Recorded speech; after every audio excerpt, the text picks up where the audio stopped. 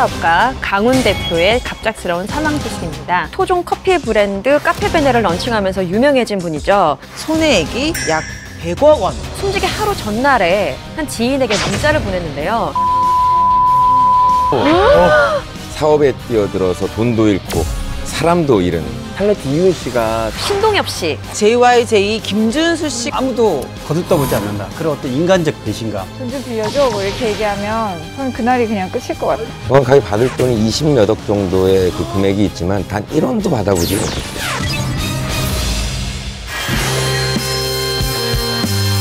여러분들이 궁금해하는 팩트를 알려드립니다. 사실에 근거한 이야기를 나누는 시간, 풍문으로 들어쇼!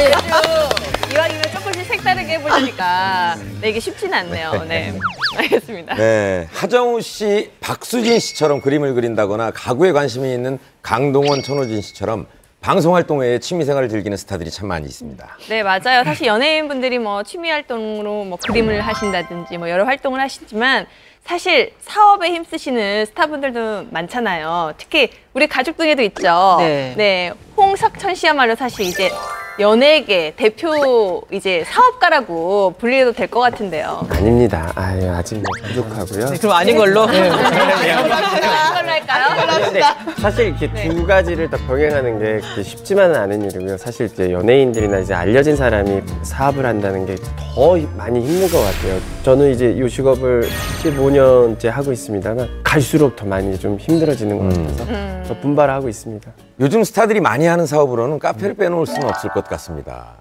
카페 사장님인 스타들이 참 많죠. 네, 그렇습니다.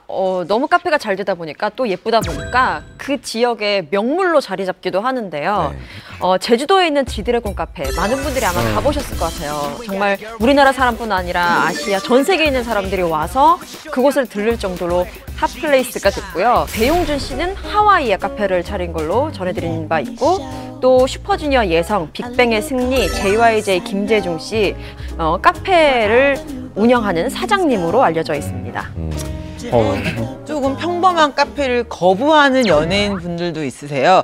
가수 백가 씨 같은 경우에는 이태원에 선인장 카페를 오픈해서 월 1,000만 원 이상의 수익을 올린다고 합니다. 그리고 가수 조건 씨는 시리얼 카페를 운영 중이라고 합니다.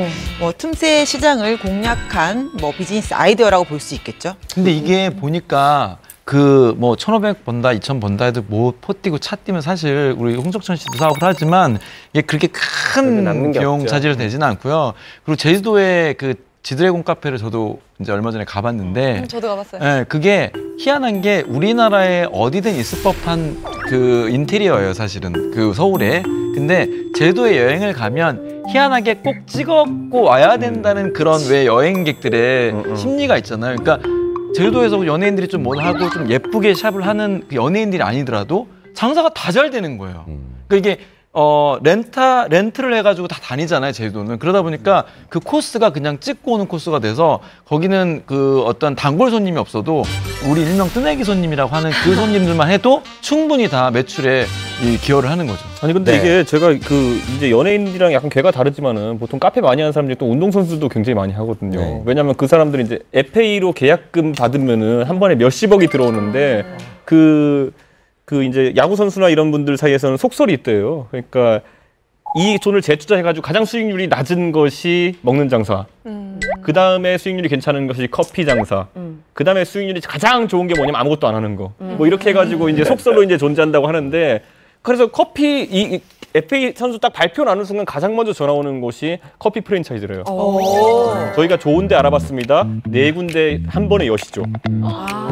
그래가지고 야구 선수들 우리 보통 얘기하는 3,40억 계약금 받고 FA 하는 분들 있잖아요. 그분들 딱 들어오는 순간 커피 전문점 한 2-3개씩 내는 분들 있다고 하더라고요. 부럽다 근데. 근데 안 되더라고요. 네, 오늘 풍문에서는 카페를 비롯해 이른바 연예인 사장님의 타이틀을 갖고 있는 스타들의 이야기를 전합니다.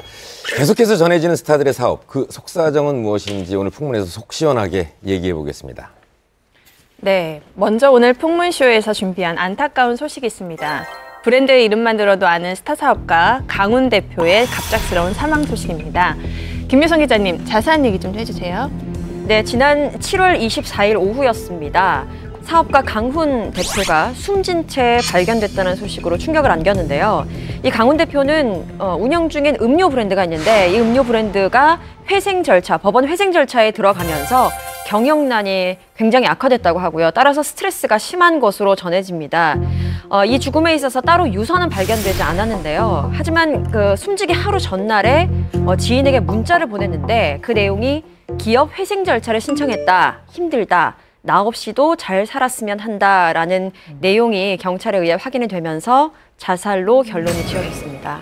네, 사실 당시에 이제 그 실검에 사실 올라왔었고 그분을 검색하면서 사실 업계에서는 굉장히 유명한 사업가이시기도 하고 왜 갑자기 돌연 또 그런 결정을 했을까라는 생각이 들면서 사실 뭐 이렇게까지 힘들었을까라는 생각을 하게 될 정도로 잘 몰랐던 워낙에 뭐 어떤 브랜드든 다 성공을 시켰던 대표적인 분이라서 정말 힘들었구나라는 생각이 들더라고요. 1세대 커피 왕이라고 불릴 정도로 굉장히 주목을 받았고 각종 뭐 방송이라든지 언론 매체에서 인터뷰도 많이 진행을 했었어요. 정말 성공한 사업가로 대두가 됐던 분이고 또 스타들과도 친분이 두터워서 굉장히 수완도 좋은 사업가다라고 알려졌는데 이런 소식이 갑자기 전해지면서 과연 그에게 어떤 일이 있었는지 많이 궁금해지기 시작했죠. 사실 뭐 강훈 대표는 그 자서전도 출간할 정도로 좀 성공한 사업가라고 알려졌잖아요. 근데 하 기자님께서 그때 당시에 직접 취재를 좀 하셨다고요. 네, 제가 만난 적이 있는데 그때가 한 2013년도였을 거고 망고식스가 막 그때 해외 진출을 성공적으로 했을 때 제가 한번 본 적이 있는데 그때 제가 만났을 때는 굉장히 이런 비즈니스에 대해서 확신이 좀 가득 차 있는 모습을 제가 좀 봤고요. 또 놀라웠던 점은 훤칠한 외모에 좀 놀랐고 두 번째는 또 말을 하다 보니까 좀 구수한 사투리를 쓰시더라고요. 또 그런 부분이 좀 특이했고 또 마지막으로 좀 사업이나 이런 데 굉장히 배짱도 좀 부족하고 열정도 많고 자신감 차 있는 모습이 굉장히 지금까지도 굉장히 기억에 많이 남는 인터뷰 중에 한 명으로 기억되고 있어요. 그러면 그 강훈 대표님은 처음부터 그 커피 사업을 원래 시작했던 분이신 거예요? 원래는 대기업 S에 들어가서 스타벅스라는 우리 커피 브랜드를 이제 국내 론칭을 하는 팀에 이렇게 처음 이제 그 팀을 맡아서 일을 했다고 합니다. 그래서 미국 본사에 가서 실제로 바리스타 교육까지 받고 왔는데 당시에 IMF가 터져서 이 스타벅스 런칭이 무제한 연기가 됩니다. 그래서 좀 기다리기 힘들었나 봐요. 그래서 사표를 내고 직접 토종 브랜드를 런칭을 하게 됩니다. 그게 바로 저희가 알고 있는 할리스라는 커피 브랜드였고 그 당시에 자금도 거의 한 뭐 1,000만 원, 2,000만 원 정도밖에 없었을 거예요.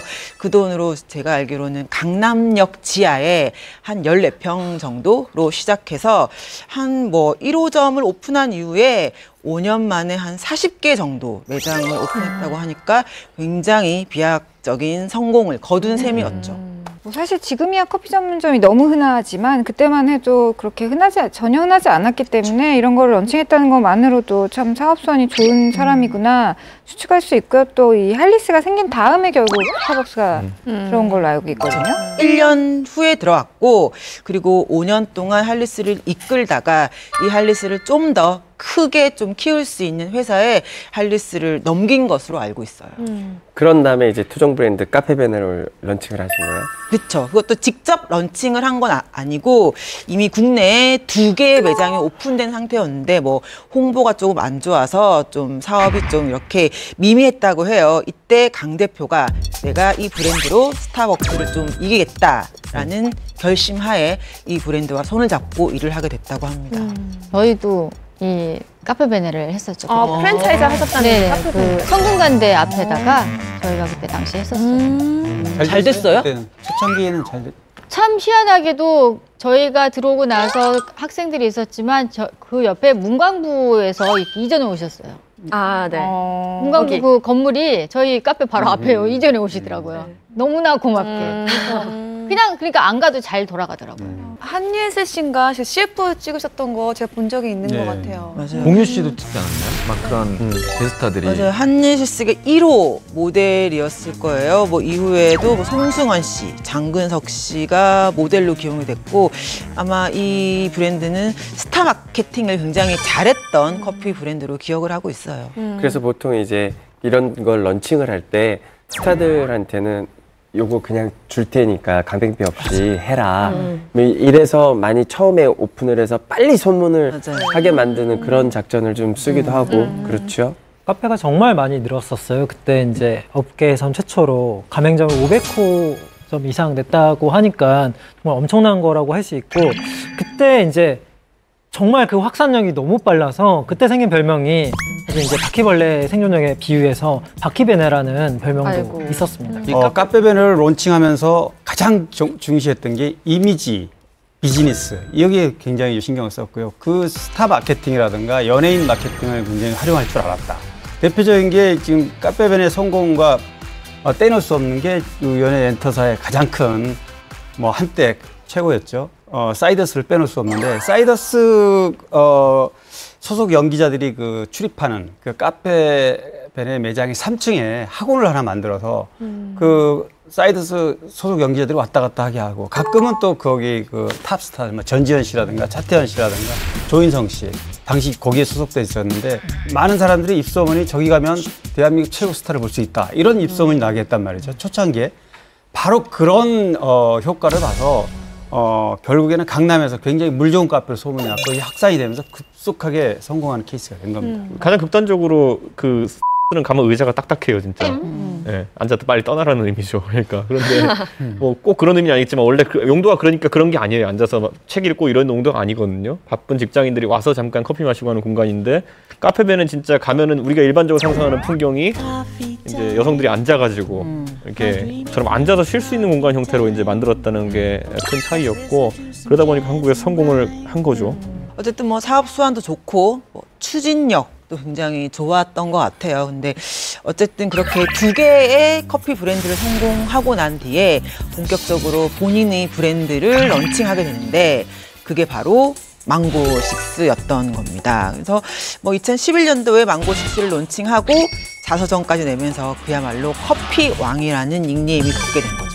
망고식스가 근데 굉장히 핫한 장소였던 걸로 저는 기억해요. 맞아요. 그래서 연예계 관계자들을 잠깐 만날 때도 그 학동 사거리에 있는 그곳에서 자주 만나기도 하고 또 그 밑에는 굉장히 인테리어가 넓게 또 방처럼 꾸며진 데가 있어서 연예인들 인터뷰도 많이 진행이 됐거든요. 그래서 굉장히 협조적이었던 걸로 기억을 하고 또 이게 도산공원 사거리랑 학동 사거리 그 한 블럭 사이로 한 서너 개가 있었던 걸로 기억하면서 핫했었죠. 멤버들하고 좀 자주 갔었어요. 의자가 편하고 또 지하에 보면은 이렇게 편하게 할 수 있게끔 맞아요. 많이 인테리어 되어 있었잖아요. 네. 그래서 저희들도 멤버들끼리 자주 가서 항상 만남의 장소가 됐었긴 했었어요. 그리고 또 망고식스가 엄청나게 인기를 끌었던 그 배경에는 드라마의 영향이 굉장히 컸던 걸로 기억을 하는데요.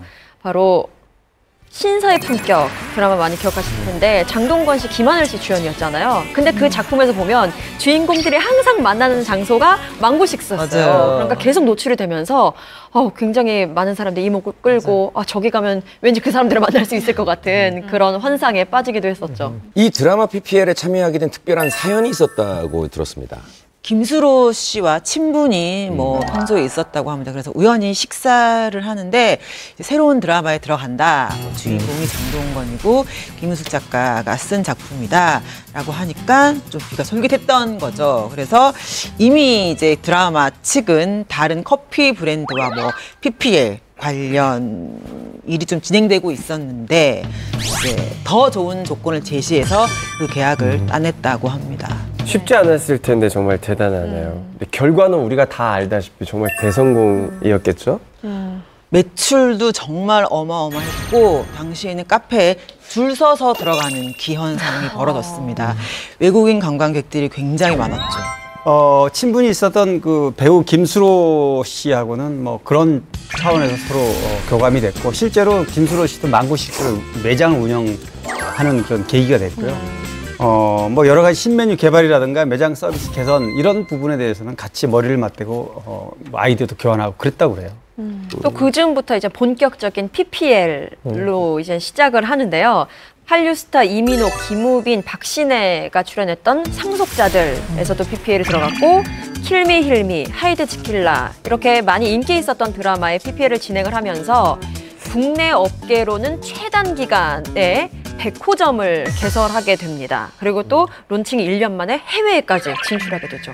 하은정 기자님이 인터뷰한 시점이 2013년이라고 하면 그로부터 이제 4년이 흐른 지금 그 사이에 무슨 일이 있었던 걸까요? 모든 일에는 양면성이 있는 것 같아요. 그 망고6 처음 런칭했을 때 저도 막 정말 열심히 달려가서 어떻게 망고를 음료수 이걸 다 처음 먹어보는 약간 한국에서 처음 먹어보는 망고였기 때문에 정말 새롭다라고 생각했는데 그게 오히려 이제 과일 음료의 한계여서 사계절 내내 장사가 되기는 좀 어려운 점이 있었을 것 같고 또 약간 해외 매장이 70개까지 늘어났다는 건 분명히 성공의 지표이지만 오히려 그게 또 이제 발목을 잡을 수 있는 너무 이렇게 방만한 경영이 될 수 있는 부분이 있었던 것 같습니다. 그러니까 뭐 사실 지난해부터 좀 내부에서의 피해 사례가 좀 밖으로 좀 새어 나왔던 것 같아요. 그래서 본사 임직원과 협력 업체에 임금을 좀 차일피일 미루다가 뭐 이런 소문이 나니까 회사 운영 좀 힘든 게 아닌가 이런 얘기들이 좀 있었고 실제로 올 6월에는 임금을 받지 못한 직원들이 회사를 되거 그만두는 일까지 벌어지게 됩니다. 굉장히 좀 힘들었던 거죠. 그러니까 사실 요즘 한국의 프랜차이즈 시장이라는 거는 엄청난 포화 상태고요. 그중에서 특히 커피 시장 같은 경우에는 지금 뭐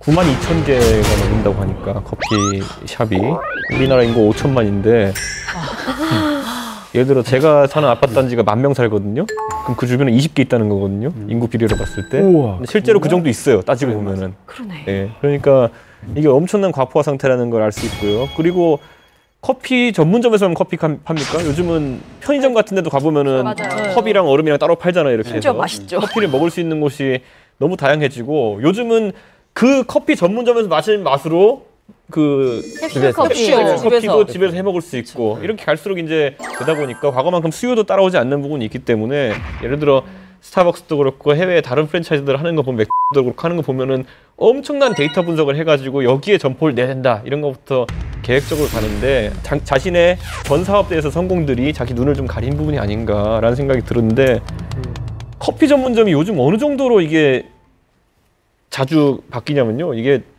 황학동에 중고시장 가보면 이제 중고 가전 같은 거 팔잖아요. 이제 음식점 하다가 사업 접으신 분들이 갖다 놓잖아요.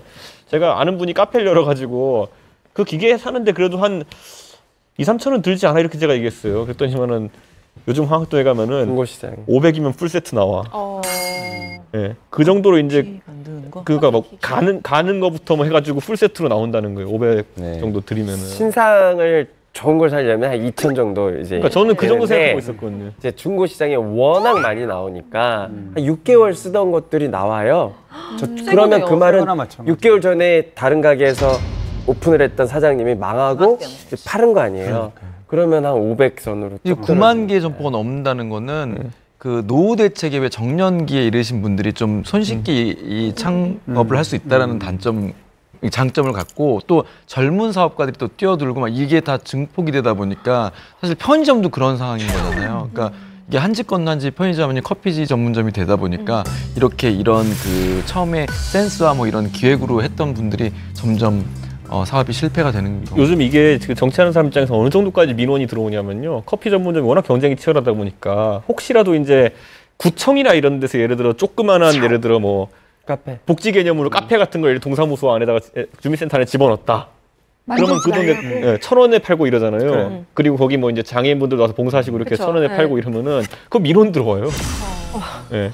그것뿐만 아니라 뭐 헬스장 같은 것도 경쟁이기 때문에 주민센터 헬스장 이제 공용으로 넣으면은 주변 헬스장 다 이제 항의 들어오시고. 그런데 아까 김훈 씨 말한 것처럼 은퇴 세대에게는 그게 어쨌든 생계이기 때문에 민감하게 이제 반응할 수밖에 없는 게 있어요. 네. 사실 일이 이렇게 돼버리면 사실 강훈 대표 본인도 힘들겠지만 가맹점 업주분들이나 그 협력 업체분들 있잖아요. 그분들도 상당히 어려워질 것 같은데요. 네, 최근 들어서 그 가맹점 물품 공급이 제때 이루어지지 않아서 일부 점포에서는 뭔가 운영의 차질을 빚고 있다고 해요. 뭐 아무래도 그 부족한 자재에 대해서 재고로 처리하거나 아니면 이제 직접 구매하는 방식으로 했다가 이번에 강 대표의 사망으로 약간은 좀 막막해진 케이스죠. 이 가맹점을 하면 가맹점에서 인테리어를 다 관리를 해요. 그렇죠. 그럼 그 인테리어 업체를 선정하면서 거기서 뭐 약간 여러 가지의 비리도 사실 많이 밝혀진 것도 사실이잖아요. 그러니까 이런 돈을 제때제때 임금 처리를 안 하게 되면 그런 돈들이 눈덩이처럼 불어서 한 3, 40억 이런 게 됐다고 하더라고요. 이 지금 가맹점 같은 경우에. 그러니까 완전히 빚더미 앉은 거죠. 사실 뭐 강훈 대표에 대해서 지금까지 저희가 얘기를 해봤지만 사실 뭐 능력 있는 분인 건 맞는 것 같은데 뭐 굳이 뭐 극단적인 선택을 하지 않아도 충분히 회생할 수 있지 않았을까 싶은데요. 회생 절차 신청서를 제출하고 심사를 기다리고 있었던 상황으로 전해져요. 특히 이제 사망한 다음 날에 1차 신문이 있었던 날이었는데 이것 때문에 사람들은 더욱더 안타까운 시선을 보냈죠. 그 강 대표 친동생이 인터뷰를 한 게 있어요. 네.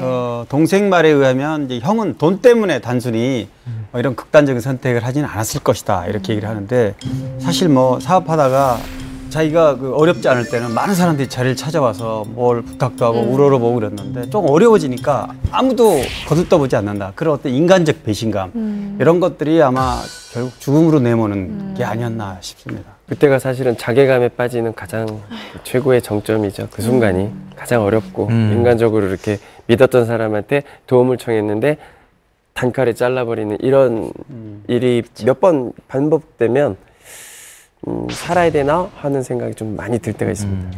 그래서 이제 뭐 사업을 하다 보면요, 그 금전적인 자금이 뭐 1, 2억, 2, 3억, 5, 6억 이렇게 필요한 게 아니고 굉장히 큰 금액이 필요하죠. 뭐 예전에야 뭐 어떤 그 이 사람이 사업이 잘 될 때 그로 인해서 많은 혜택을 받았거나 도움을 받았거나 어떤 부탁도 많이 했었을 사람일 수 있겠지만 반대로 이제 좀 힘들 때는 뭐 사실은 뭐 어떤 상황에서도 쉽게 그분한테 이제 뭐 자금적으로 지원을 하기도 힘들고 거기에 또 이제 그냥 단칼에 힘들다라고 거절하면 좋은데 문제는 뭐냐면 가능해 하다가 안 되는. 결국은 마지막 가서 안 된다더라 이렇게 되면 희망 고문. 사실 이제 결국은 이거를 데가 운영해야 없는 될 본인 당사자 입장에서는 이 실오라기라도 잡으려고 기대했었던 게 날아가면서 결국은 이제 뭐 극단적인 생각을 할 수밖에 없는 자존심의 상처라든지 여러 가지 일들이 이제 발생할 수밖에 없죠. 성공하면 사업가지만 결국은 이제 실패하고 하락의 길로 접어들면서 밖에서 그 사람을 불리우는 단어는 사기꾼으로 바뀌면 못 갚으면 네, 바뀔 수밖에 없는 예, 그런 상황이 될 수밖에 없는 게 이게 현실이기 때문에. 근데 만약에 주변에 금전적으로 힘든 분이 있을 때 돈을 빌려줘야 돼요? 아니면 거절을 해야 되는 거예요? 어떻게 힘드냐에 따라서 다를 네. 것 같아요. 예, 어떻게 힘드냐에 따라서 가능성이 있는 사업이고 저게 뭐 이만큼으로 정말 어떤 큰 도움이 될 수 있다라고 생각하면 네. 뭐 충분히 또 한번 시도해 볼 만한 도움을 줄 수도 있는. 아니 만약에 정아 씨가 뭐 꼭 사업적으로 돈을 빌리는 거 말고 그냥 주변에서 네네. 좀 돈을 빌려달라고, 왜냐면 쇼핑몰도 하시고 뭐 수입이 있으시니까 돈을 빌려달라고 하면 어떻게 하시겠어요? 저는 좀 잘 빌려주는 편이긴 한데요. 그럴 것 같아요. 아니 근데 그거는 이제 제가 얼만큼의 여유가 있냐에 따라서 액수는 결정될 것 같아요. 사실 제가 좀 여유롭다 싶으면 사실 도와주는 게 어려운 건 아닌데 저도 여유롭지 못하면 도와줄 수 없겠죠. 그리고 큰 액수를 빌려줘 본 적은 없어요, 아직은. 네네. 네, 근데 좀 적은 돈, 저한테 없어도 될 만한 정도의 돈은 빌려주죠. 잘. 숫자로 말씀하시죠. 얼마까지 제일, 아, 예? 제일 많이 빌려주는 거. 제일 많이 빌려준 거요? 아, 이렇게 다 얘기하나요? 네, 필요합니다. 네. 아, 이러면 혼날 것 같은데, 부모님한테? 뜬구름 싫어하거든요. 아, 혼날 것 같은데. 아, 그래도 한 몇 천만 원. 저도 모 네네. 매니저한테 예전에 그 한 5, 6년 됐죠? 네. 한 3억을 빌려주고 3억을 빌려, 그것도 누구 거까지 같이 해가지고 막 이렇게 제 돈만 든 게 아니라 그 약간 그래서 회사를 설마. 차린다고 해서 또 그런 또 친구니까 좀 도와준다는 셈으로 이렇게 빌려줬다가 그것도 제 돈만 있는 게 아니고 근데 그 남의 돈은 다행히 갚았는데 제 돈을 한 1억 5천 정도를 못 받아서 지금까지요? 지금까지 못 받았어요. 근데 잘 못 살고 있더라고요. 아. 그 사람이. 그래서 그냥 그 돈이 그때 당시에 그 돈이 저희 아파트 들어가는 입주금이었는데 네. 현실식이었던 기억이 납니다. 근데 요즘은 수입이 굉장히 많으시잖아요. 만약에 다른 지인분이 또 김우리 씨한테 좀 어려워서 돈을 좀 빌려달라고 하면은 이제 얼마 빌려줍니다. 제가 그 돈 관계하는 딱 두 분이 있는데 나머지 잘 모르는 분들하고는 이제 안 하게 되더라고요. 사람을 잃게 되니까. 그러니까 저는 그 사람을 좀 잃을 수도 있다. 혹은 잃고 싶다. 그럼 저는 돈 거래하는 게 맞는 것 같아요. 잃고 싶으면 하세요 그냥. 잃고 싶으면 아니, 돈 그 사람은 잃어도 상관없다. 연락 안 하면 되잖아요. 그건 아니고, 그러니까 약간, 그러니까 돈을 줄 수는 있는데 빌려주면 계속 그걸 생각하게 되더라고요. 그래서 나한테 돈을 저는 빌려주고 나 잃어버려. 줄 거면 주고 빌려주는 건 제 인생에 없고. 빌려주고 잃어버려. 만약에 제가 만약에 좋아하는 사람이 저한테 돈 좀 빌려줘 뭐 이렇게 얘기하면 저는 그날이 그냥 끝일 것 같아요. 얼마까지 줄 수 있으세요? 지난달에 번 돈 정도까지? 지난달 수입까지? 우리 숫자로 말해요. 지난달 수익이 얼마? 너무 비수기라서. 네네. 갑자기 장마철이었고 밥은 드시고. 돈 얘기하면 저도 방송으로 이런 얘기를 하면은 놀랄 사람들이 있을 것 같은데 친구들한테 빌려준 돈이 꽤 많은데 못 받았어요. 그러니까요. 그래서 돈이라는 게 제가 경험을 해보니까 그 중에 사모님이 알고 계시는 액수가 얼마예요? 그러니까 아내분 8천만 원. 웬일이야? 김우리 씨가 조금 전에 뭐 얘기를 했듯이 사실 이제 그런 경험을 하게 되면 돈 거래를 잘 안 하게 되잖아요. 원래 돈 거래는 부자지가를 안 하는 게 원칙이라고 돼 있고. 맞아요. 그런데 정말 또 빌려주게 되는 거는 내가 안 빌려주면 정말 안 되는 절박한 사정을 알고서도 외면하기 힘들다. 그럴 때는 빌려준단 말이죠. 근데 사람이 사람을 속이는 게 아니라 돈이 현실이 맞춰주지 않는 거예요. 나는 갚고 싶은데 약속한 날짜에 제때 못 갚게 되면 이제 문제가 생기는 겁니다. 인간관계도 문제가 있고. 그래서 지금 곽정은 씨 얘기대로 사실 사람 관계 끊고 싶으면 돈 거래해라. 저는 그 공감하는 거예요. 아니 근데 그게 연락이 되면서 안 갚는 게 더 한장이에요. 연락이 돼요 계속. 줄 게 없으니까. 줄 사람이 돈 받을 사람이 돈 줄 생각이 없으면 절대 돈을 못 받더라고요. 그러니까 연락은 되면서 안 주고 이러니까 뭐라고 할 수도 없고. 원래 연락되고 돈 안 주고 그러다가 채권 소멸해버려요. 나중에. 우리 MC들은 어느 정도까지 빌려줄 수 있어요? 상민 씨 같은 경우에는? 글쎄요, 저는 이제 지금은 절대 뭐 빌려줄 수는 없겠죠. 네, 뭐 제가 결국에 간을 빼먹으라. 그러니까 아니요, 제가 뭐 잘 돼서 뭐가 잘 됐다고 하더라도 빌려줄 수는 없고 부도가 났을 때 부도만 났겠습니까? 부도가 났을 때는 받을 돈도 있어요. 네, 왜냐하면 돈이라는 건 순환을 하기 때문에 정확하게 받을 돈이 20몇 억 정도의 그 금액이 있지만 단 1원도 받아보지 않았어요. 지금까지요? 네, 왜냐하면 그거를 내가 포기하지 않으면 뇌가 전진이 안 되는 거예요. 그 돈을 받아서 이걸 해결해야 된다는 생각만 하다 보면 어느새 보름이 지나고 한 달이 지나요. 뭐 잊었어요. 이미 잊었고 뭐 한 사람은 연락을 아직도 하고 있지만 한 사람은 아예 연락이 되지 않는 곳으로 멀리 떠나셔가지고 아예 연락이 되질 않고 그 사람이 언젠가 잘 되면 뭐 연락이 오겠죠. 근데 아예 포기하지 않으면 나도 똑같이 그 사람이랑 비슷한 삶을 살게 돼요. 빌려준 사람이랑. 이 사람만 쳐다보고 이 사람을 기다려야 되고 하니까. 이게 채무의 관계가 되면 내일을 못 하는 거예요. 막 그것만 생각하면 딴 일을 못 하니까 포기하게 되는 상황이 더 많죠. 이 강훈 씨가 자살했다는 그날 저는 사실 좀 굉장히 충격을 받았어요. 왜냐면 이제 방송이나 이렇게 사람들한테 뭐 이태원에서 가게 하고 뭐 잘 된다 이런 얘기만 들리니까 아무런 문제 없이 잘 되는 것처럼 보이잖아요. 근데 가게라는 게 이렇게 하다 보면 다른 사람들한테는 잘 된다라고 얘기를 해야 되는 상황들이 있잖아요. 혼자만 갖고 있는 힘듦이 있으니까. 그러니까 그런 거에 대한 책임이 갑자기 그 마음이 전달이 돼서 그날 밤 저 혼자 맥주 한 캔 따서 먹고 잤어요. 술도 못 먹는데. 굉장히 마음이 아프더라고요. 그렇게 되죠. 예. 네. 그렇다면 국장님 지금 이 사건은 어떻게 진행이 되고 있나요? 뭐 이런 일이 생기면 늘 알다시피 가맹점, 그러니까 가맹점들이 굉장히 피해를 보게 되잖아요. 본의 아니게 본사에서 이런 일이 생기면 불행한 일이. 현재 회사 측에는 지금 어수선한 강 대표의 갑작스러운 사망 때문에 그런 분위기를 이제 추스리는데 지금 주력하고 있고 정리하는 단계라고 합니다. 그래서 최대한 가맹점의 어떤 물류라든가 아까 얘기했듯이 잘 유동이 안 되는 그런 부분에 대해서 뭐 서비스라든가 가맹점과 협의하는 그런 단계라고 합니다. 회사와 가맹점 모두 하루빨리 정상화가 되길 바라며 삼가 고인의 명복을 빌겠습니다. 탤런트 이윤 씨가 정영돈 씨 자신의 이름을 내걸고 정말 크게 망하 있었잖아요. 창렬하다, 창렬스럽다. 얼굴 빌려준 건데 누구는 굉장히 뭐 좋은 이미지를 얻게 되고 악역이 되고. 김지현 씨는 와인바를 하셨는데 2천만 원 이상의 월세를 내는 가게 어디야? 접었어? 본인이 한 2천만 원어치 마셔야 되나 봐요.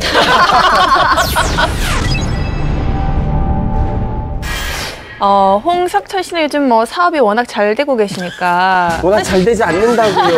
왜 자꾸 워낙 잘 된다고 아니 그래요. 뭐 건물 좀 사시고. 네가 내가 어떻게 장사하는지를 어떻게 알아. 건물도 사셨잖아요. 건물도 다 은행 빚이지. 그럼 안 되는 걸로 방송할까요? 안 되는 그냥 되는 걸로 해줘. 네, 사실 홍석천 씨는 요즘 뭐 사업이 그냥 되고 있는데 주변에 사실 이렇게 좀 그 분야에 대해서 좀 조언을 구하시는 분들이 좀 많을 것 같아요. 뭐 굉장히 많죠. 네. 많은데 제가 늘 그 조언을 해드립니다. 그러니까 이쪽 저 연예계 생활을 모르고 막 들어오겠다는 네. 친구들한테 하지 마. 먼저 얘기를 하잖아요. 네. 똑같이 외식업을 잘 모르는 동료 연예인들 하나 뭐 한다고 그러면 굳이 안 해도 될 거면 하지 마라고 얘기하는 게 요즘 굉장히 힘들어요. 자영업 하시는 분들 한 분 한 분이 다 힘듭니다.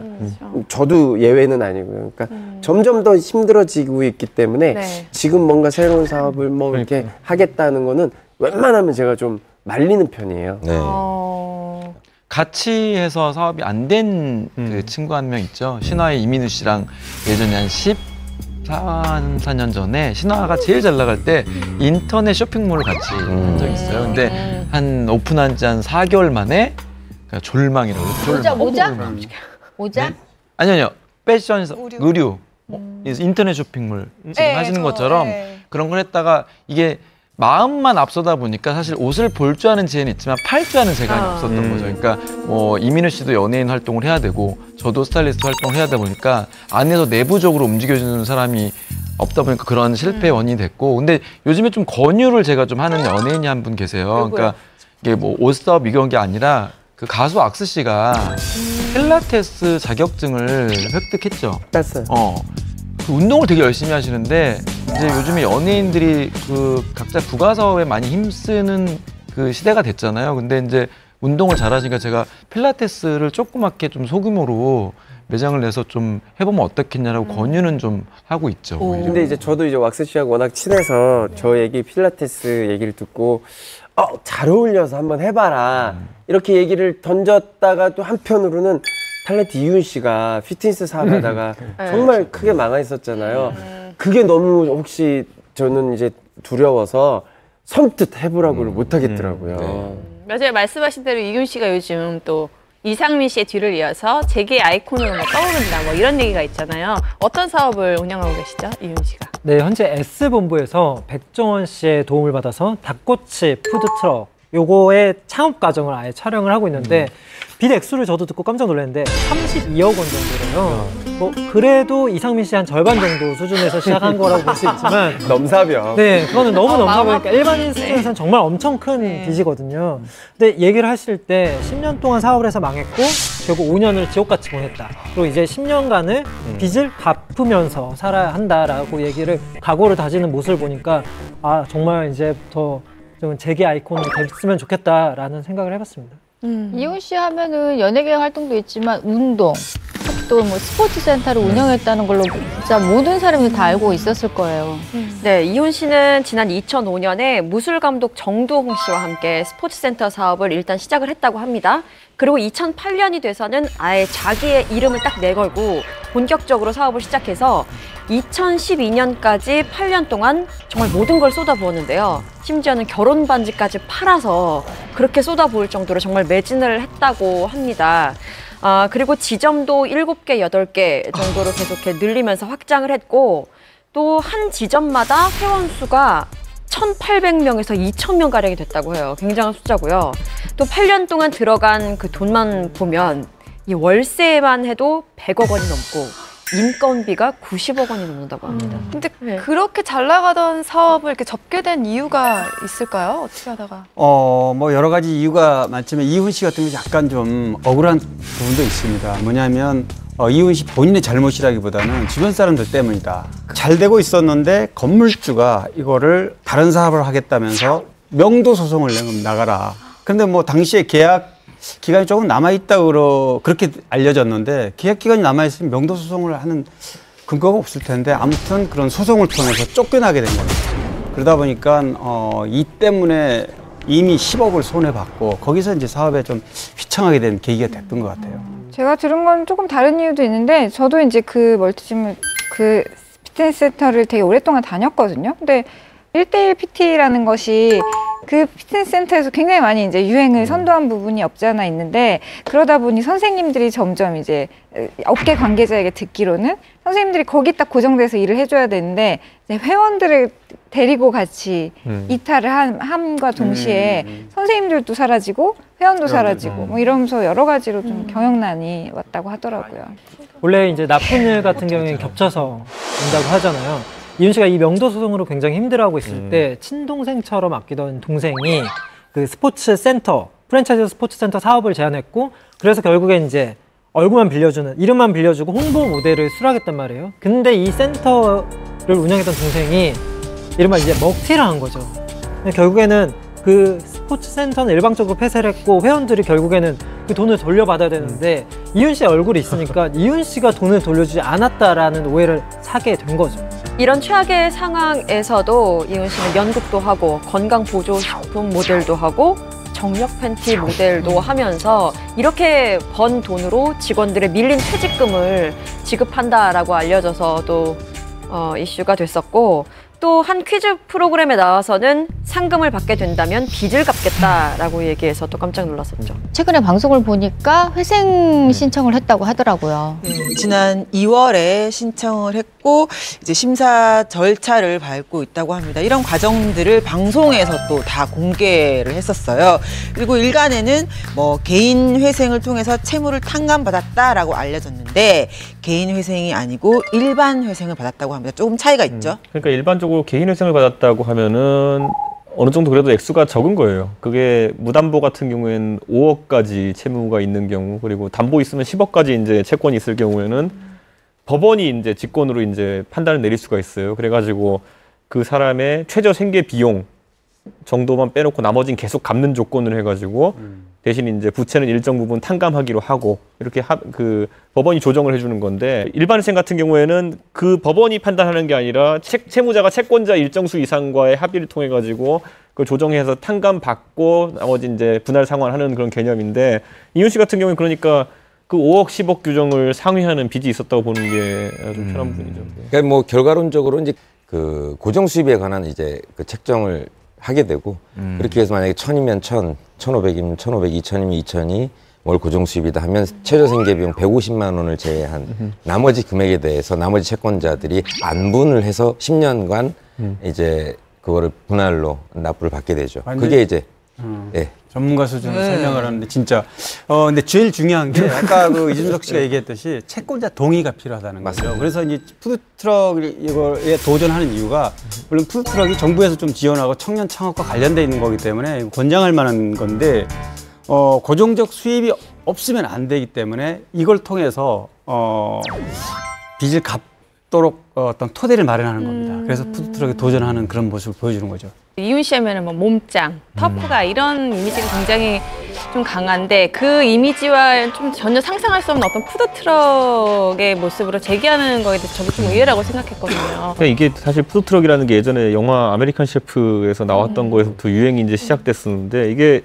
정부에서 그래서 이걸 청년 창업 아이템을 밀어보자라고 했었는데 사실 우리나라에서 자리 잡기가 쉽지는 않아요. 왜냐하면은 뭐 사실상 노점상의 개념과 비슷하기 때문에 결국 기존의 상권을 형성하고 있는 상인들과의 갈등도 있고 그러다 보니까 재작년부터 이제 푸드트럭 그 할 수 있는 곳을 지정을 하기 시작했는데 그게 지금 보면 뭐 한강공원의 일부 밤도깨비 시장, 아니면 뭐 도깨비 시장 하고 있는 거 반포대교 쪽에 하고 있는 그거랑 그리고 아니면은 고속도로 상의 휴게소 일부 이렇게 할 수 있는데 사실 그게 그렇게 좋은 상권은 아니거든요. 굳이 따지고 보면은. 그렇기 때문에 이 방송에서 이훈 씨가 보여주고 있는 이 열의, 물론 이런 건 관계없이 아주 이렇게 큰 빚을 갚기에는 좀, 왜냐면 이거 체인점을 낼 수 있는 것도 아니잖아요. 푸드트럭 같은 게 본인이 직접 해야 되기 때문에. 근데 정말로 그 푸드트럭에서 발생하는 수익보다도 이거를 통해서 바뀔 수 있는 이미지나 혹은 추가적인 수익 있잖아요. 뭐 방송 출연료가 될 수도 있고 추가적인 CF일 수도 있고 뭐 그런 부분까지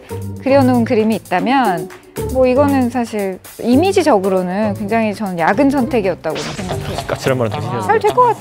아니 근데 되게 막 몸짱인데 그 안에서 되게 건실한 청년이 아픔도 겪었는데 열심히 팔려고 하면 저는 그냥 마음으로 응원할 것 같긴 해요. 제가 그래서 저희가 사실 이것 때문에 하도 그 푸드트럭 민원이 많이 들어가지고 국회에서 푸드트럭 4대를 불러놓고 한번 체험 행사를 한 적이 있었거든요. 근데 그때 이제 젊은 20대 청년이 창업한다고 해서 제가 물어봤거든요.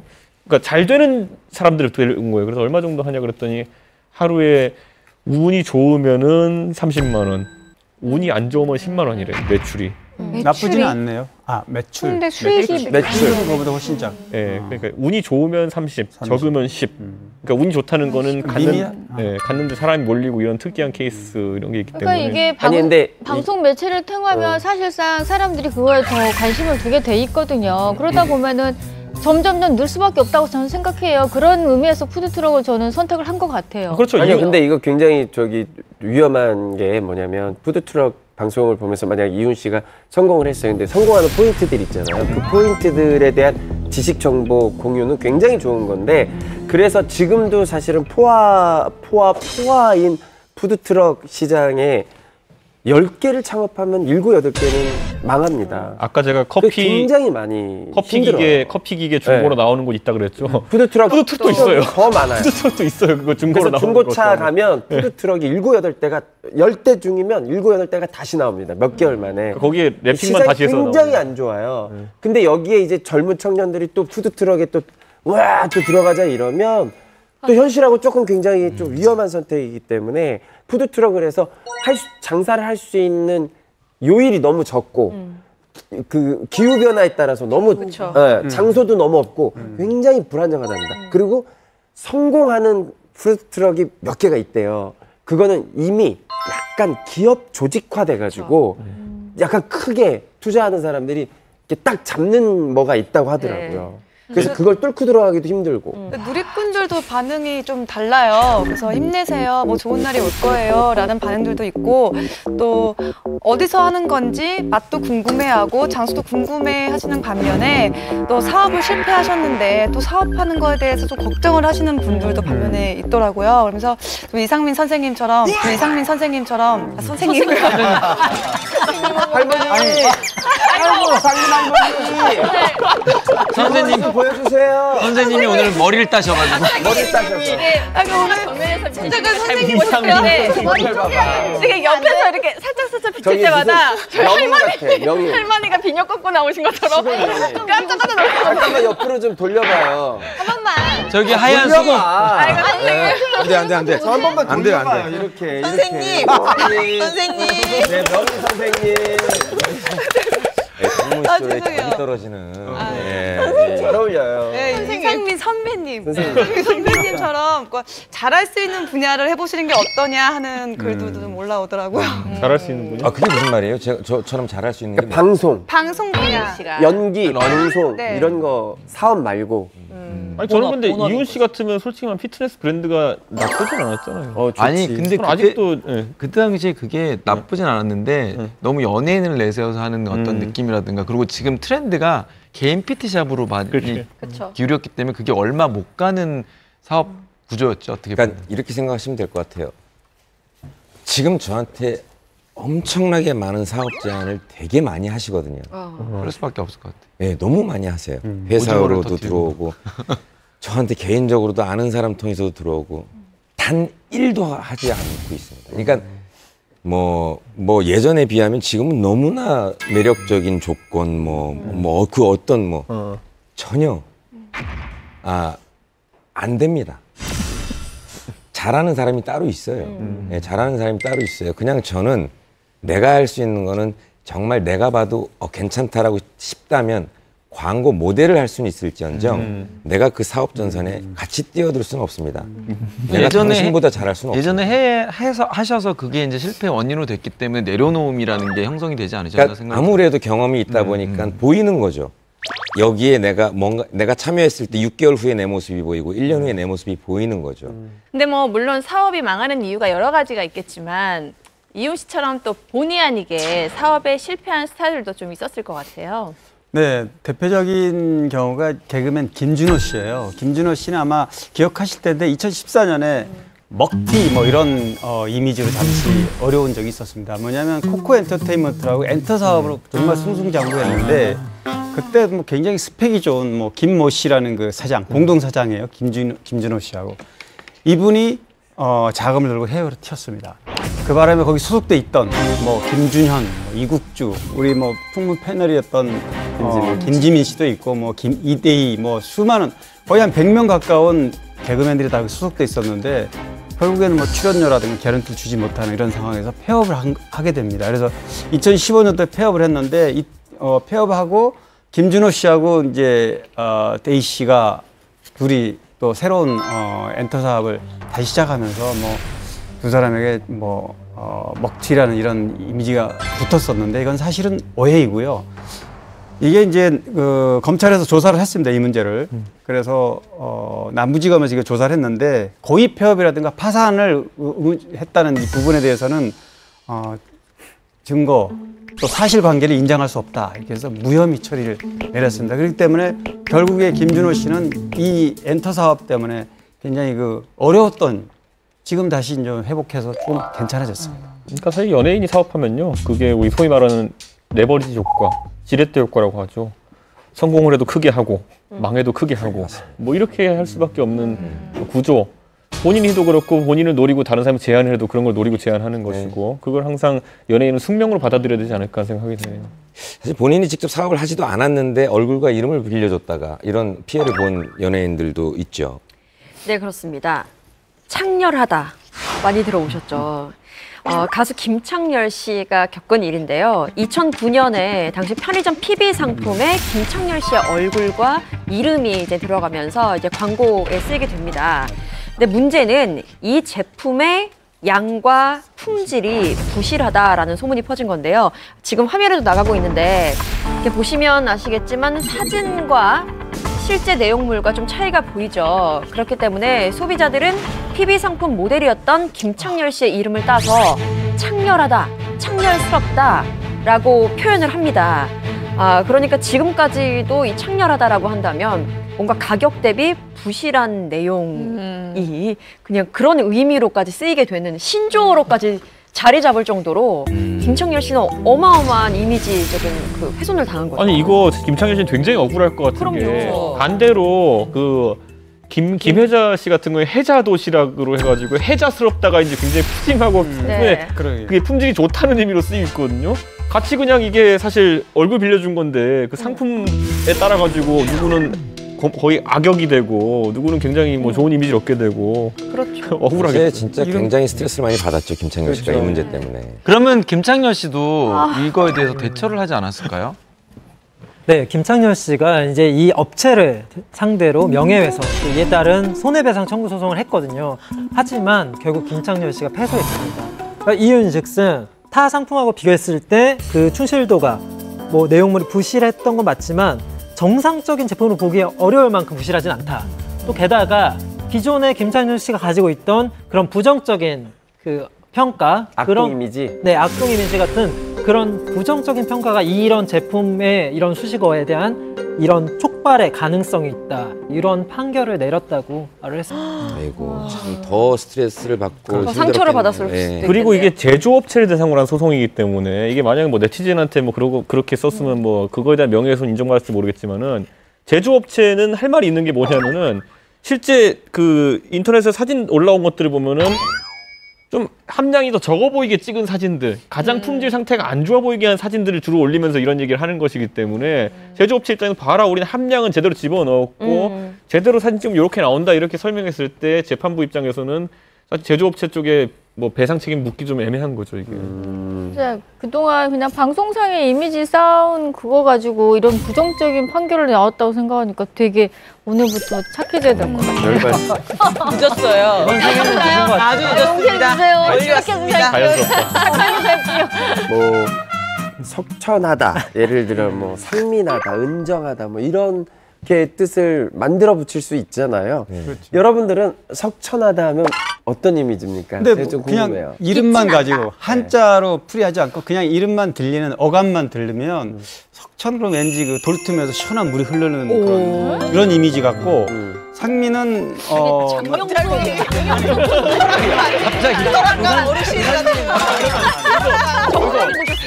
일용하다. 잠깐만 줄 주세요. 일용하다. 같이 띄워주세요. CG로. 상민하다면 그냥 편안하고 좀 똑똑한 그런 느낌.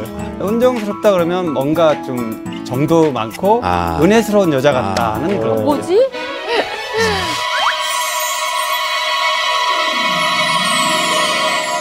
근데 정영돈 씨도요, 그 이름 거시고 직접 모델도 하시면서 돈가스 만들지 않으셨어요? 옛날에 네, 홈쇼핑에서 되게 맛있게 먹던 모습을 제가 본 적이 있는 것 같아요. 맞아요. 네. 2011년에 이제 우량 중소기업하고 같이 협업해서 정영돈 씨가 자신의 이름을 내걸고 이제 사업을 시작했는데 돈이 돈가스예요, 그게. 그런데 이제 정영돈의 이름에 돈자가 들어가 있잖아요. 이게 한자 뜻은 전혀 다르지만 그 돈이라는 돈가스로 이렇게 브랜드화해서 했기 때문에 굉장히 친숙하게 와닿았고 그래서 지금 그 당시에 10,000,000인분이 팔렸다고 할 정도로 대단히 화제였는데 이게 이제 뭐 돼지고기 함량이 실제보다 적게 들었다 뭐 이런 이유로 해서 검찰 수사를 받게 됐고 검찰 수사를 받게 되니까 뭐 재판 진행 중이고 결과가 나오기도 전에 일단 정영돈 씨가 그거에 연루된 부분에 대해서 사과를 하게 되고 전혀 나는 그런 거 연루되지 않았더라도 나중에라도 이런 일에 연루되어 있는 게 유명한 연예인으로서 미안하다 이런 사과를 했거든요. 그렇게 되면 굉장히 부정적이고 이미 그 관련되어 있는 사업하는 사람들은 다 무너지는 상황입니다. 예전에 그 지금 고인이 되셨지만 김영애 씨의 화장품 사건도 그랬고 과거에도 최민수 씨가 그 노인 폭행 사건에 휘말렸을 때도 다 무혐의 됐습니다. 나중에. 그렇지만 당시에는 최민수 씨가 드라마 촬영 중이었기 때문에 일단 사과부터 했단 말이죠. 무릎 꿇고. 그러니까 일반 대중들은 저렇게 사과하는 거 보니까 정말 잘못했구나 이랬는데 사실은 그게 아니었거든요. 그러니까 정영돈 씨 같은 경우 굉장한 피해자로 볼 수밖에 없습니다. 최근에서야 그 상황을 전하기도 했는데 당시 업체 대표와 정형돈 씨는 정부의 표적 수사가 아니냐라고 주장을 하기도 했는데요. 그 이유가 이제 박근혜 정부 공약이었던 4대약 근절 중에 불량식품을 뿌리 뽑자 이게 있었는데 여기에 일환이 아니냐라는 주장이었는데요. 당시에 문제됐던 게 돼지고기 함량이었거든요. 근데 이 돼지고기 함량에서 수분을 제외하지 않고 중량을 표시했다라는 점이 문제가 됐던 건데 뭐 예를 들자면 사람의 몸에 수분이 70%인데 누가 사람 몸무게를 얘기할 때 수분을 빼고 이야기하냐라고 주장을 하면서 명확한 기준이 없었기 때문에 이 때문에 좀 억울하게 해고된 사람도 있었고 이 사람들은 늘 아픈 손가락이다라고 밝힌 바 있습니다. 이건 돈가스 업체 사장 대표분 제가 아는 분인데 이게 진짜 기준이 모호하긴 모호합니다. 왜냐하면 이 돈가스 함량이라는 게 사실 얼마나 많은 샘플을 조사하는지에 따라서 좀 다르게 나올 수도 있고요. 그리고 사실 일반적으로 다른 식품들도 그 정도의 어떤 그 변동 폭은 있거든요. 그런데 이번에 굉장히 엄격하게 심사했던 거기 때문에 그리고 정영돈 씨는 제가 알기로 이게 공동사업 형태는 아니었고요. 실제로 그 홍보 모델에 해당하는 비용 정도만 받은 걸로 알고 있기 때문에 굉장히 또 정영돈 씨는 마음이 아팠을 겁니다. 이런 논란이 있어서.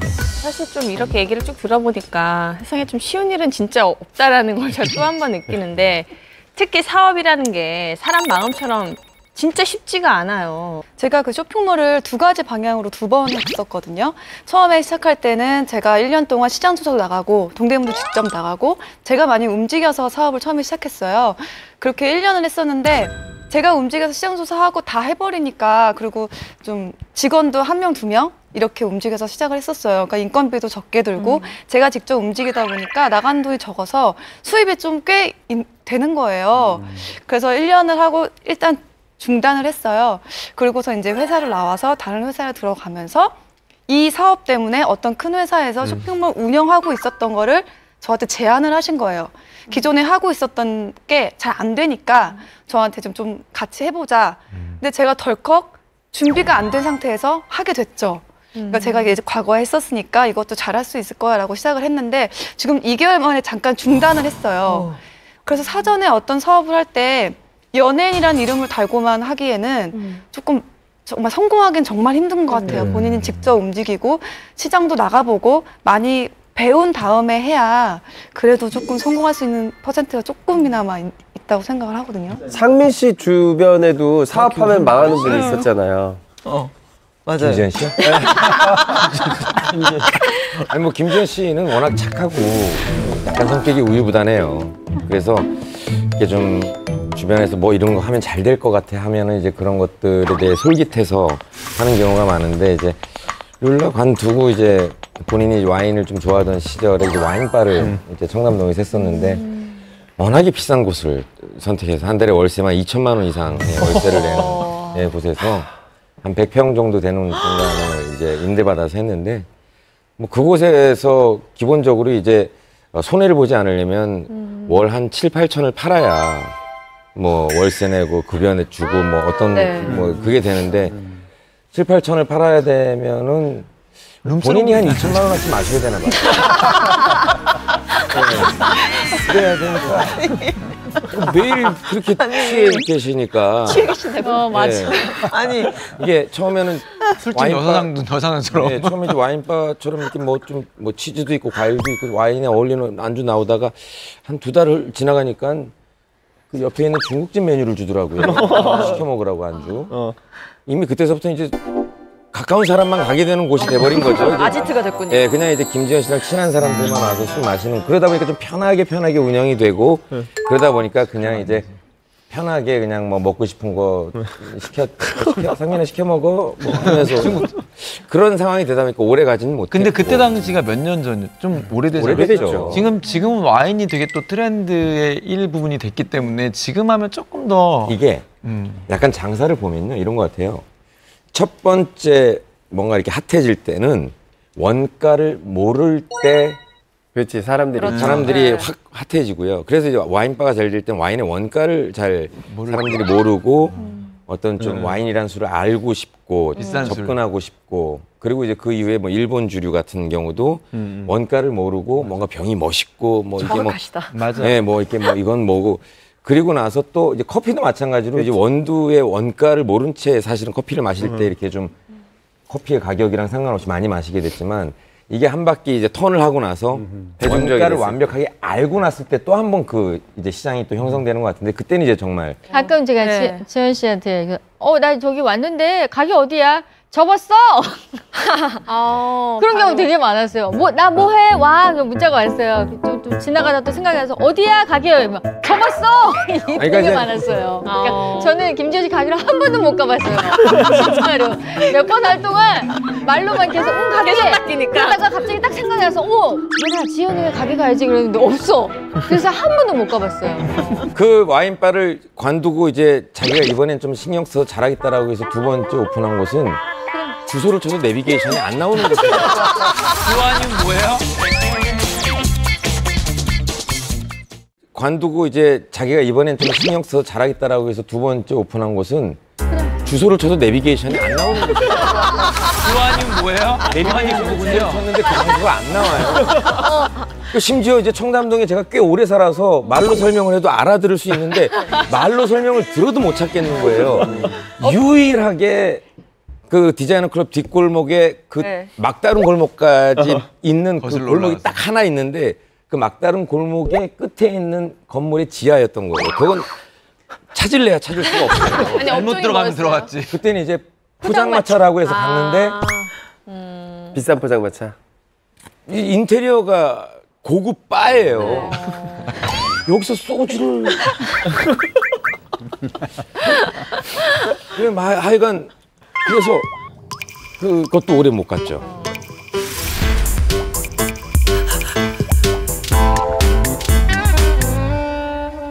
사업에 도전하는 스타들은 많지만 성공한다는 보장은 없는 게 사실이죠. 사실 저도 사업에 안 좋은 기억이 많은 사람 중 한 명인데 내가 연예인이라서 잘 될 거야 라는 자신감 때문에 사업에 뛰어들어서 돈도 잃고 사람도 잃은 경우도 있죠.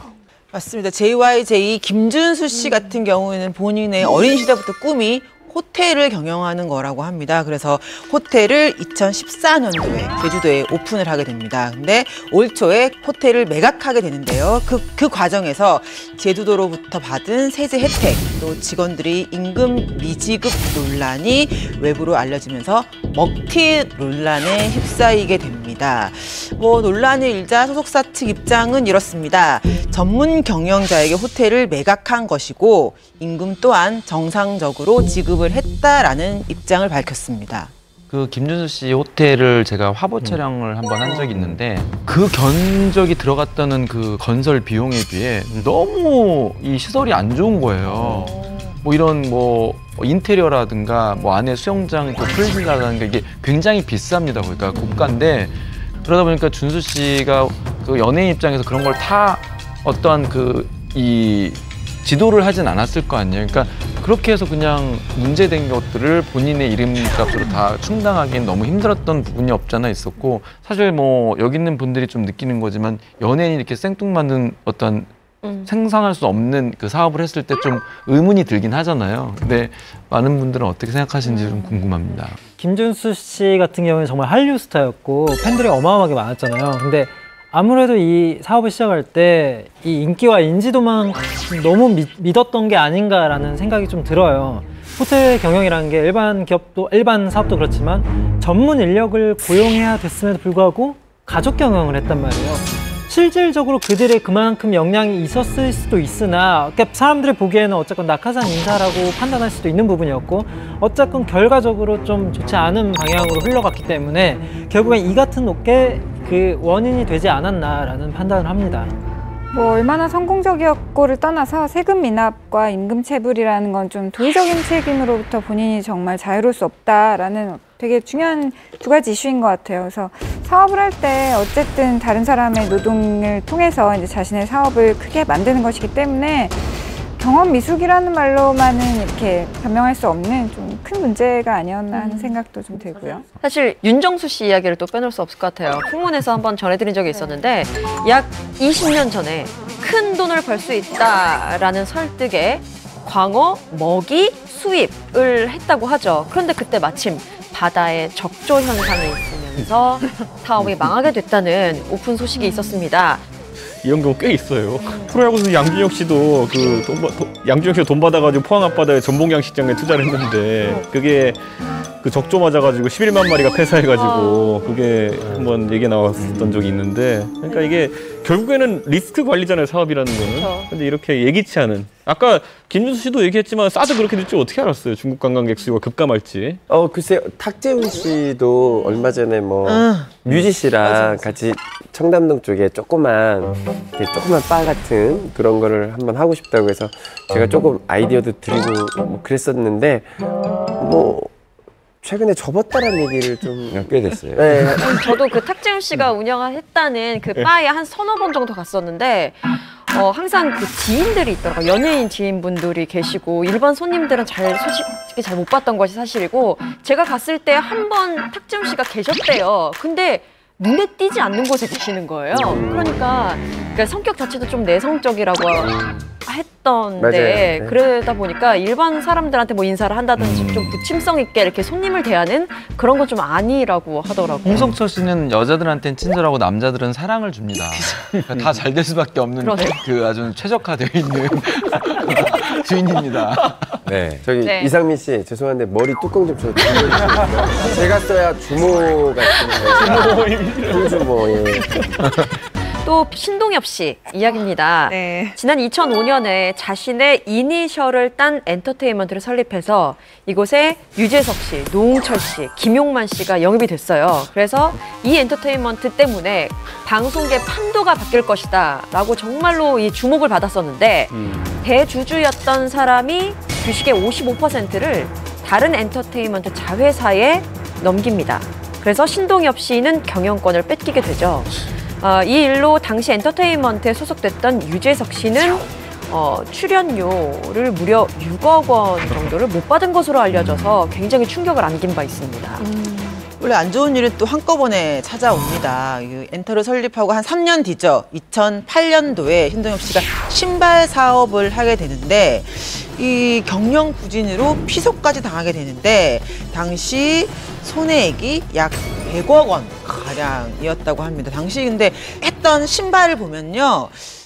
지금 뭐 좀 지나간 이야기니까 신발 밑에 스프링이 있어요. 그래서 좀 마사이죠. 교정 뭐 마사이죠. 그런 거죠. 네, 뭐 신발은 과학입니다. 뭐 이런 걸로 했는데 좀 신고 다니기도 좀 살짝 좀 민망한 신발이었던 것 같아요. 그래서 좀 뭐 이 신발 사업 이후 스트레스로 신동엽 씨 몸무게가 한 8kg 정도 빠졌다고 합니다. 당시에 신동엽 씨가 뭐 이런 얘기를 한 적이 있어요. 뭐 어쨌든 나는 신발 사업 이후에 사업에는 손을 대지 않겠다. 그것조차 나에게는 큰 수확이다라는 얘기를 한 적이 있어요. 맞아요. 특별한 준비가 없는 상황에서 제일 확실한 수익률 보장한 투자는 아무것도 안 하는 거라는 게 네. 진짜 그거 깨닫기까지 많은 돈을 쓰는 사람들이 있는데 신동엽 씨도 한 100억 썼네요. 그렇죠. 근데 이렇게 어려움이 있었는데도 불구하고 그 많은 빚을 갚았다는 거예요. 네, 신동엽 씨가 자기가 진행하는 한 프로그램에서 공식적인 빚은 다 갚았다라고 했는데 그 금액 액수가 80억 원에 달한다고 얘기를 해서 깜짝 놀라게 했습니다, 모두를. 정말로 사업에 실패한 이후에 정말 들어오는 일을 닥치는 대로 다 해서 이게 감당할 수 있었다라고 했죠. 뭐 개인 파산 신청하지 않고 어쨌든 열심히 일해서 갚으신 거니까 뭐 그 노력에는 박수를 보내드리고 싶지만 사실 뭐 연예인이 아니라 일반 직장인이었다면 800만 원 갚는 것도 쉽지 않잖아요. 한 달에 100만 원씩 갚는 것도 쉽지 않은 일이기 때문에 그래서 뭐 연예인이기 때문에 큰 손실도 경험했지만 또 연예인이기 때문에 80억을 800만 원 갚듯이 갚을 수 있었던 것은 아닐까 뭐 그렇게 생각할 수도 있을 것 같습니다. 근데 이거는 표현이 잘 돼야 되는 게 무조건적으로 연예인이기 때문에 이 돈을 다 쉽게 갚을 수 있다라는 거는 조금 왜냐하면 그만한 그러니까 뭐 신동엽 씨 같은 경우도 정말 힘들었지. 뭐 사실 뭐 무슨 방송국이 뭐 가족도 아니고 그냥 신동엽 씨가 능력도 없고 뭐 아무런 재주도 없는데 무조건 돈 갚게 해주려고 부르지는 않았습니다. 그건 아니죠. 이 프로그램에서도 자기 역할을 해서 충분히 그 프로그램을 또 띄워놓고 이 프로그램에서도 그걸 늘 계속하면서 이제 본인이 갚았던 거고 저도 사실은 뭐 5년 전에 한 프로그램을 시작으로 하나씩 제 스스로 급하게 생각하진 않았어요. 너무 오랜 기간을 힘들게 자라오다 보니까 급하게 생각했다면 지금 아마 여기 콜 저기 콜 또 다 이걸 빨리 갚고 싶어가지고 해가지고 근데 무조건 사고가 나게 돼 있어서 사실은 이제 천천히 어떻게든 이걸 이제 문제없이 정리하려고 하는 마음인데 당연히 해야 될 걸 하는 거죠. 예, 그래서 요즘 뭐 사실은 이게 자꾸 뭐 당연히 갚아야 될 돈 갚는 건데 왜 이렇게 미화가 되는 거야라는 얘기도 많이 나오고 그렇죠. 사실은 반대급부적으로 더 힘들게 사는 사람들 입장에선 별로 이렇게 좋은 모습은 아닌 것 같아요.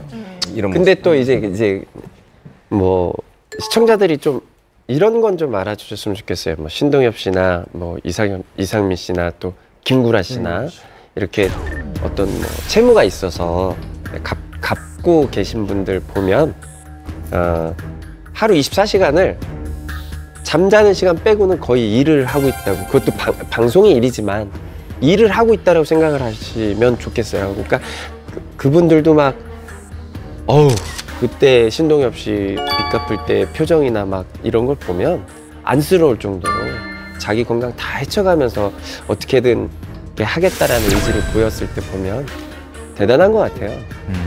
사실 오늘 저희가 뭐 연예인들의 사업, 뭐 사업했다가 뭐 실패 이렇게 약간 연예인과 일반인들을 구분지어서 이야기하고 있지만 어떤 사람이든 자신의 노동의 대가를 통해서 삶을 유지하고 또 노동하는 그 과정을 통해서 자아를 찾기 때문에 이건 뭐 연예인이라서 되게 특별한 일도 아니고 다만 이제 사업을 다각화하고 뭐 커리어를 여러 가지를 쌓고 이런 과정에서 연예인들이 더 상처받거나 더 약간 더 다치거나 오히려 더 실패할 수 있는 그런 위험 요소가 조금 더 많다는 생각은 오늘 들긴 하네요.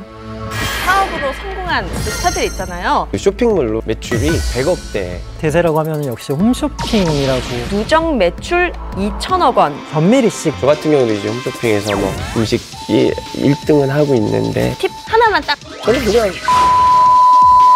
이 정도면 100만 원씩 받아야 되는 거 아니에요? 벌써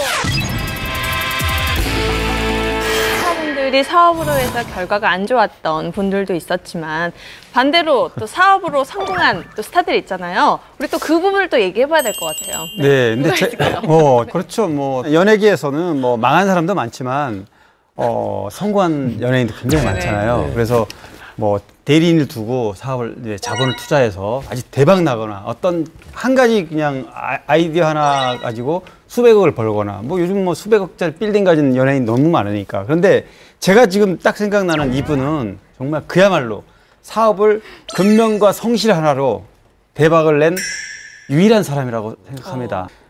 김종결 씨인데요. 사국에서 많이 봤을 겁니다. 근데 이분은 여의도에서 한 20년 정도 고깃집을 장사했는데 아마 연예인들 안 가본 데 없을 겁니다. 거의. 그래서 이분은 가면 항상 계세요.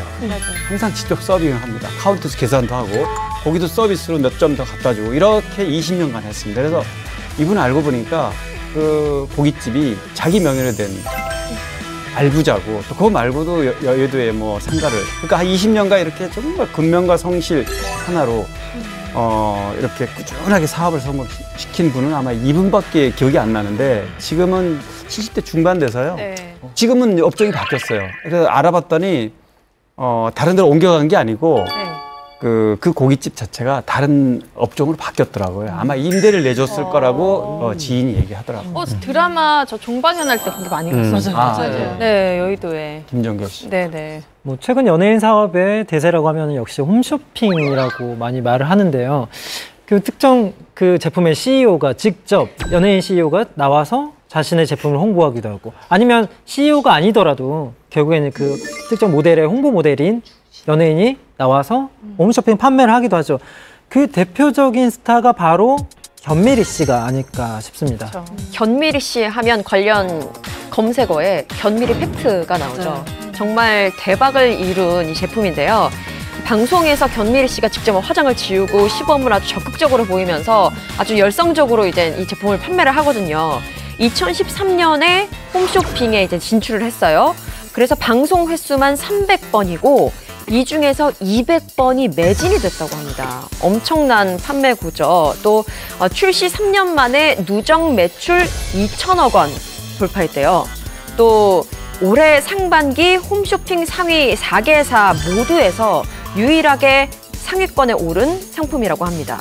이렇다 보니 이 화장품을 견미리 씨가 직접 개발한 것이 아닌가라는 뭐 오해도 있는데 그냥 모델일 뿐이라고 합니다. 뭐 해당 제품에 투자를 하거나 지분을 보유하지 않고 말 그대로 모델로서 얼굴만 빌려준 것인 거죠. 네, 사실 화장품 모델이나 화장품 사업은 연예인들이 많이 하는 거잖아요. 견미리 씨가 모델인 화장품 대박이 난 이유가 뭐라고 생각하시나요? 견미리 씨가 정말 아름다워서요. 견미리 씨 아름다워서 맞아요. 피부가 또 엄청 좋으시잖아요. 엄청 그 아름다우시니까. 나이 또래에 그러만한 그 이 피부나 이런 우아함을 가진 배우들이 드물기 때문에 사실 홈쇼핑의 수요자들이 대부분 나이대가 좀 있으십니다. 그래서 그런 워너비 배우가 나왔을 때, 연예인이 나왔을 때 그 사람들이 쓰면 조금 더 우리가 먼저 테스트를 그분들이 하고 나오는 게 아닌가라는 믿음감 때문에 약간 공신력이 생기는 것들도 있고 그리고 견미리 씨 같은 경우는 딸인 그 이유비 씨도 같이 등장을 하잖아요. 그러니까 이게 좀 믿음감이 더 조성이 되는 거죠. 딸도 같이 쓸 수 있고 엄마도 같이 쓸 수 있는 세대를 무너뜨리는 마케팅의 승부라고 볼 수 있죠. 근데 사실은 연예인이 그 이름 내세운다고 해서 홈쇼핑에서 반기거나 잘 되는 것만은 아닙니다. 그래서 굉장히 중요한 것이 사후 품질 관리를 굉장히 이렇게 유지를 해야 되는 것이 중요하고 특히나 이제 조금 팔리기 시작하면 이제 공장이라든가 이런 업체가 좀 바뀔 때가 있습니다. 이제 그럴 때 품질 관리를 굉장히 잘해야 되는데 저 같은 경우도 이제 홈쇼핑에서 뭐 떡갈비라든가 불고기를 하고 이번에 또 뭔가가 나오겠지만 그런 거 할 때 끊임없이 좀 뭐라고 할까요? 그러니까 저희들이 좀 성질 쟤는 너무 안 좋아 할 정도로 디테일하게 좀 간섭을 해야 이 품질 관리가 좀 되는 편이거든요. 그래서 아마 저희 음식이 1등은 하고 있는데 이 정도면 100만 원씩 받아야 되는 거 아니에요? 이 정도면 100만 원씩 받아야 되는 거 아니에요? 이모리 씨랑 우리 홍석천 씨한테 벌써 너무 자기 브랜드를 다들 꿈꾸는 사업은 많은데 이걸 실행으로 옮기기도 어렵고 성공하기는 더 어렵습니다. 그런데 이 어려운 걸 해낸 분들이 있습니다. 이제는 본업보다 사업가로 더 유명한 스타 누가 있을까요? 저는 딱 바로 떠오르는 게 이제 김태욱 씨거든요. 김태욱 씨 원래 본인도 뭐 유명했지만 원래 최시라 씨 남편으로 이제 항상 회자됐었던 그런 적이 있었는데 최근에는 오히려 사업가 이미지가 강해졌어요. 이게 사실 웨딩이라는 영역을 굉장히 전문성 있게 이렇게 키워와가지고 웨딩 한류라는 말까지 이제 나올 정도로 큰 성공을 거두신 게 전 인상적인 것 같아요.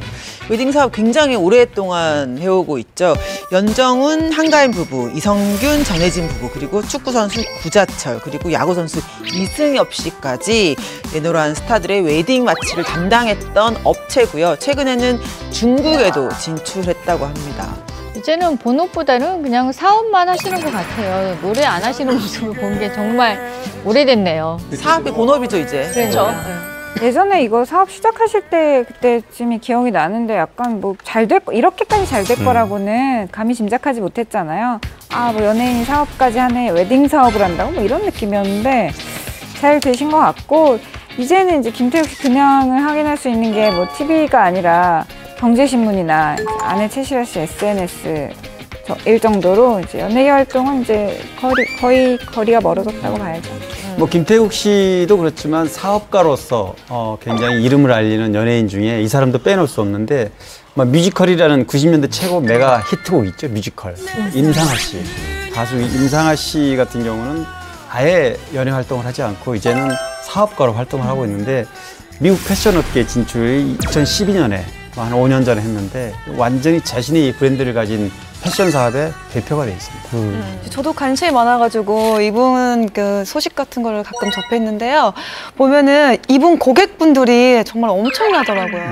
헐리우드 배우 중에 이제 앤 해서웨이나 다코타 패닝, 뭐 비욘세까지 뭐 이런 분들이 시상식이나 또 그런 파파라치 컷에서 이분이 디자인한 가방들을 들고 찍힌 사진들이 굉장히 많아서 저도 좀 예뻐가지고 좀 한번 사볼까 하고 가격을 좀 봤는데 좀 많이 비싸더라고요. 얼마 전에 열애 기사로 아주 정말 핫했던 김준희 씨 CEO라는 이미지가 또 많았잖아요. 그 쇼핑몰로 아주 대박을 치고 있는데 연 매출이 한 100억대라고 하니까 연애도 사업도 다 능력자입니다. 저도 이제 남편이랑 8살 차이라고 늘 뭐 연하 남편 막 이러면서 자랑을 했는데 저는 잽다 졌어요. 제가 이미 졌더라고요. 더블로 16살 차이 한 거 보고 네, 부럽지 않습니다. 이제 16살 차이 이상 나지 않으면 연하라고 할 수 없을 것 같아요. 획을 그어 나온 거잖아요. 정점을 찍었는데 저도 김준희 씨랑 이제 친분이 뭐 뮤할 때부터 있었기 때문에 뮤라는 그룹을 할 때부터 있어갖고 친한 친분이 있는데 이 소식을 뭐 저도 제주도 이제 여행 때 들었는데 와가지고 막 난리가 났죠. 뭐 이거 무슨 일이냐 했더니 오빠 그렇게 됐어. 그래서 축하한다는 문자 남기고 잘 예쁘게 사랑 키웠으면 좋겠다고 했는데 저희 와이프가 옆에서 그러더라고요. 아, 여자들은 능력 있어 보이나 봐요. 이렇게 되게 부럽다는 그 얘기를 했는데 멋있는 것 같아요. 이렇게 자기 일도 열심히 하고 또 자신감이잖아요. 이런 건 어떻게 보면. 혹시 우리 정아 씨는 지금 뭐 쇼핑을 하고 계시지만 뭐 기회가 된다면 또 도전하고 싶은 분야가 또 있으세요? 사실은 제가 그 활동하면서 스타일리스트를 너무 하고 싶었었어요. 근데 지금 이제 하고 있기 때문에 네네, 그쵸. 하는데 너무 잘 맞아요. 저는 이제 가수를 할 때는 제가 빛나야 하는 위치에 있잖아요. 근데 스타일리스트 같은 경우에는 누군가를 빛나게 해주는 입장이잖아요. 근데 제가 빛나는 것보다 누군가 빛나게 해주는 입장에서 있을 때가 더 행복함을 느껴요, 제가. 그래서 저는 평소에 하고 싶었던 일을 현재 하고 있고 배우고 있는 과정 속에 있어서 아니 계속 우리 사담을 나눴었는데 너무 잘 선택했다고 했어요. 왜냐면 연예인으로 또 다른 사업을 할 수 있지만 연예인이 연예인을 제일 예쁘게 해줄 수 있는 사업을 창출하는 것도 제일 좋은 방법인 것 같아요. 그리고 또 애프터스쿨은 이미 이름이 알려져 있기 때문에 또 더한 장점이 있을 수 있기 때문에 좀 잘 선택한 것 같아요.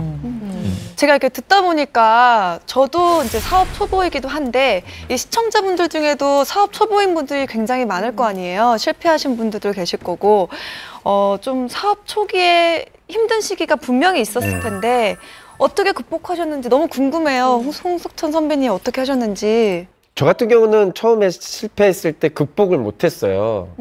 무슨 뭐 준비해 놓은 여유 자금도 없고 절벽에 몰린 상태에서 시작을 했기 때문에 그래서 저는 그냥 제 몸으로 다 때웠던 것 같아요. 진짜. 지금 생각해 보니까 그냥 뭐 자는 시간을 다 줄이고 뭐 모든 걸 제가 다 책임지고 다 해버렸으니까. 그리고 심지어